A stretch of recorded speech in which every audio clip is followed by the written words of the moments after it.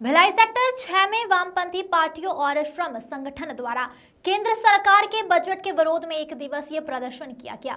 प्रदर्शन के संबंध में बताते हुए वामपंथी के सदस्यों ने बताया कि जिस तरह भी केंद्र सरकार के द्वारा जो बजट पास किया गया है वह साफ तौर पर मजदूर विरोधी, किसान विरोधी और जन विरोधी है, जिसके विरोध में आज हम एकत्रित होकर आम बजट के खिलाफ प्रदर्शन के माध्यम से तीव्र आक्रोश जाहिर करते हुए केंद्र सरकार से मांग करते हैं कि जल्द से जल्द इस बजट में बदलाव किया जाए, जिससे आम नागरिक को महंगाई से इस बजट के बोझ से मुक्ति मिल सके। दीपमाला सिन्हा की रिपोर्ट। आज हम लोग यहाँ पर प्रदर्शन कर रहे हैं। पूरे हिंदुस्तान की ट्रेड यूनियन जो है और पार्टियां, वामपंथी पार्टियों ने तय किया है, क्योंकि आज का दिन जो है बहुत ही विशेष दिन है। 1942 में गांधी जी के नेतृत्व में करो या मरो का नारा देते हुए अगस्त क्रांति जिसको हम कहते हैं, तो उसको याद करते हुए, उस आंदोलन को याद करते हुए आज हम इस आंदोलन को यहाँ पे रखे हैं कि जो हमारी केंद्र में सरकार है, जो एनडीए की सरकार है, जो मोदी के नेतृत्व में और आरएसएस के नेतृत्व में चलती है, इसने जो बजट पेश किया है अभी चुनाव के बाद, यह बजट पूरी तरीके से जन विरोधी है, मजदूर विरोधी है, किसान विरोधी है, आदिवासी विरोधी है, छात्रों के खिलाफ में है, क्योंकि उनके बारे में कुछ नहीं किया। यह बजट पूरी तरह से अराजनीतिक बजट है। इसमें राजनीतिक कुछ नहीं है, क्योंकि यह बजट कॉर्पोरेट घराने को मदद पहुंचाती है। इसका बजट में घाटा बहुत ज़्यादा है। इनका जो आय का स्रोत का कोई रास्ता नहीं है। 11 लाख करोड़ का घाटा का इन्होंने तय किया है और दूसरी तरफ कॉर्पोरेट घराने को जो है उन्होंने 5% टैक्स फ्री कर दिया। अगर उनके टैक्स में 5% बढ़ा देते तो 5 लाख करोड़ तो यहीं पर हमको मिल जाता है। परंतु सरकार ने तय किया है कि इस घाटे को खत्म करने के लिए देश की संपत्ति को बेचेंगे, पब्लिक सेक्टर को बेचेंगे, परंतु दूसरी तरफ जो है मजदूरों, किसानों का पेमेंट बढ़ाने के लिए कोई रास्ता नहीं तय किया है। इन तमाम बातों को लेकर हम लोगों ने इसके खिलाफ में है कि भाई ये नहीं चलेगा, कॉर्पोरेट घरानों को फ़ायदा पहुंचाना नहीं चलेगा और आम जनता को लूटना नहीं चलेगा। प्रमुख बात है ये, इसको लेकर हम लोग, और जिस ढंग से पेपर लीक हो रहा है, तमाम बातें हैं, देश के युवाओं को रोजगार नहीं मिल रहा है, किसानों को एमएसपी नहीं मिल रहा है, ये प्रमुख बातें हैं, आदिवासियों को उसका अधिकार नहीं मिल रहा है। तो ऐसे लंबी तो लिस्ट बहुत है।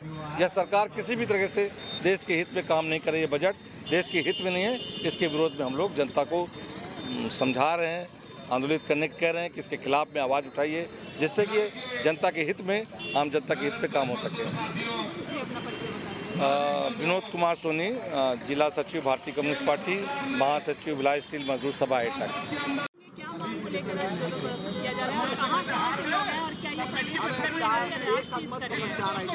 आज का ये प्रदर्शन राष्ट्रव्यापी है। आज के दिन पूरे देश भर में प्रदर्शन हो रहा है और जैसा कि आप जानते हैं कि ये जो मोदी 3O है, ये लगातार जनता के अधिकारों पर, मजदूरों के अधिकारों पर, किसानों के अधिकारों पर हमला कर रही है। और ये बजट जो पेश किया गया है, ये बजट भी उसी दिशा में है। और इस चुनाव जो अभी चुनाव संपन्न हुआ, इसमें दो सबसे बड़ी सवाल थे, महंगाई का सवाल और बेरोजगारी का सवाल। इस सरकार ने बेरोजगारों को ठगा है। अभी ये सरकार ने कहा कि हम 1 करोड़ लोगों को अगले 5 साल में इंटर्नशिप कराएंगे और 500 कंपनियों का। अब वो सरकार जो है वो 5,000 रुपये देगी। ये तो बेरोजगारों के साथ में मजाक है। यानी पर डे 166 रुपीज़ देंगे। बताइए आप, न्यूनतम मजदूरी भी नहीं दे रहे हैं। और 500 कंपनी को चुना गया है। और जो अभी बाद में मैं देख रहा था कि निर्मला सीतारमण कह रहे हैं कि ये कंपनियों की इच्छा पर होगा। यानी आप 1 करोड़ को लोगों को रोजगार देना है तो हर एक कंपनी को 4,000 लोगों को आपको हर महीना देना पड़ेगा, तब जाके 1 करोड़ होगा 500 मिला करके। ये सरकार जो बोलती है उसको भी टिकती नहीं है और ये जो घोषणा भी किया गया है ये भी मजाक है। दूसरी बात यह है कि आज विश्व आदिवासी दिवस है और उसको भी हम लोग याद कर रहे हैं। इस विश्व आदिवासी दिवस आदिवासियों के अधिकारों पर को लेकर के मनाया जाता है, लेकिन ये सरकार लगातार जल, जंगल, जमीन को ख़त्म कर रही है। जो आदिवासियों के अधिकार पहले से मिले हुए थे उसको भी कमज़ोर कर रही है, तो उसको भी हम लोग निंदा कर रहे हैं। और इसके साथ साथ ये जो 4 श्रम कोड लाए गए हैं जो कि मजदूरों को गुलाम बनाने वाले हैं, इसका भी हम लोग वापस लेने की मांग कर रहे हैं, जिसमें कि 12 घंटे वर्किंग आवर की बात कर रहे हैं, न्यूनतम मजदूरी की बात नहीं कर रहे हैं। जो असंगठित मजदूर हैं उनके लिए सामाजिक सुरक्षा कोई प्रावधान नहीं है, जबकि जो 95% जो आबादी है वो मजदूर हैं, वो असंगठित मजदूर में ठेका मजदूर हैं।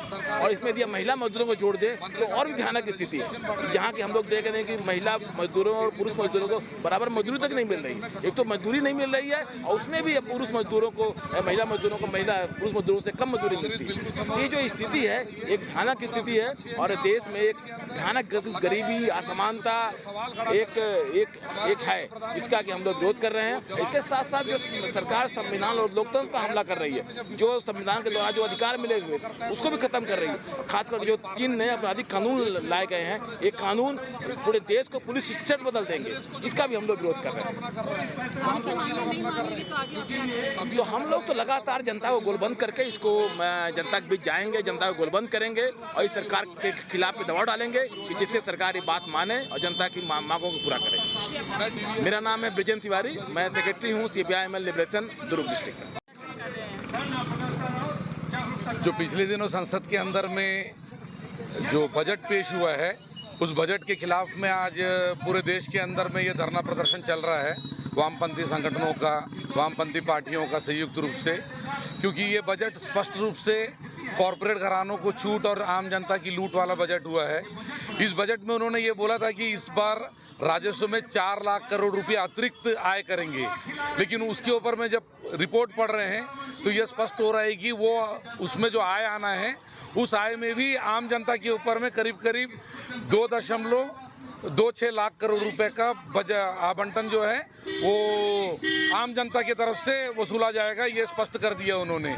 इसके साथ में इस बजट के अंदर में ये देखें कि जितने जन कल्याणकारी नीतियों के ऊपर में खर्चा होने वाला बजट है वो सारे चीज़ों में कटौती करते चले गए।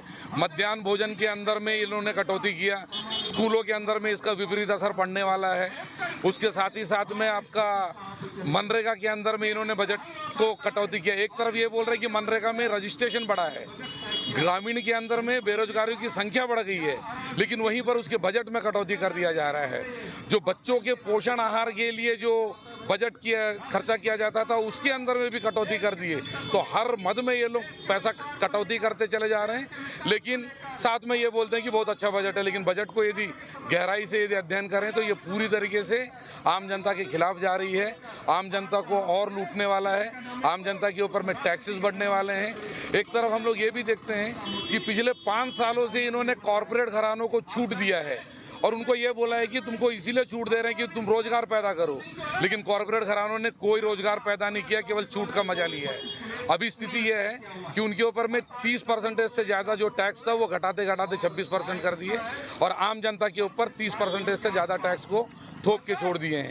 तो ये जो खतरनाक स्थिति है इसके खिलाफ में पूरे देश के अंदर विरोध है। उसी विरोध के तहत यहाँ पर भी विरोध प्रदर्शन कर रहे हैं।